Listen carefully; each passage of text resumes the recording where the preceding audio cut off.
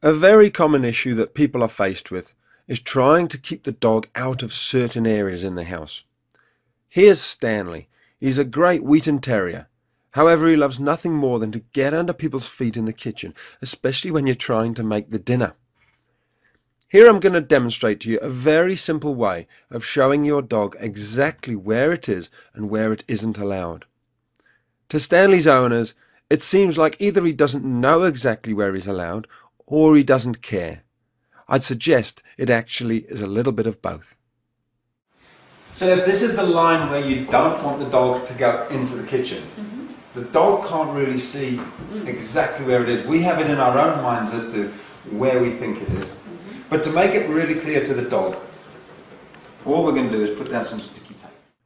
It's crucial that there's a very obvious line for your dog, such as a change in the floor surface from wood to carpet.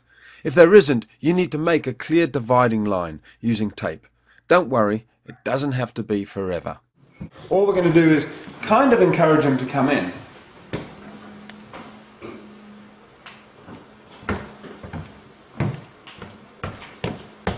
He already knows there's something up. There's a line there. So look at that. We haven't even trained him. That line has just gone down. He knows. Good boy, Stan. Outside, out the kitchen. Good boy. Good boy. Here I'm demonstrating how clear the message is to Stanley. I'm dropping some food on the floor and he still doesn't come in. So we haven't really, I mean, you've been training him a little bit to keep him out of the kitchen, but you can see the power of that white line. He almost has instantaneously realised that is the line. It's now very clear. I don't know how you'll feel. Out the kitchen, out the kitchen. Good boy, good boy. Okay, so out of the kitchen when he backs off, praise him. When he's out the kitchen, we praise him. Now what we don't want to do is get him to think that every time he comes in here, if we chase him out, he gets a treat. We want him off the line. So we're actually going to say, out the kitchen, good boy. We don't want him in the kitchen at all. And he's not allowed to touch that line with his foot. Because what dogs love to do is just edge further and further and further into the kitchen. That has said to him, you don't even stand on the line. Okay. And he's saying, look, Oh. and you can see you can use any sort of energy to drive him out. Even just stamping your feet a little bit, moving towards him. Maybe, shh, out the kitchen, out the kitchen.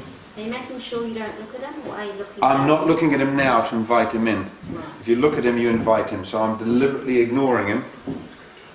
And you can see he's good. Now, when he's being like that, that's a very good boy. He's been outside for a good long time, out the kitchen. So good boy, good boy. Very good boy, Dad.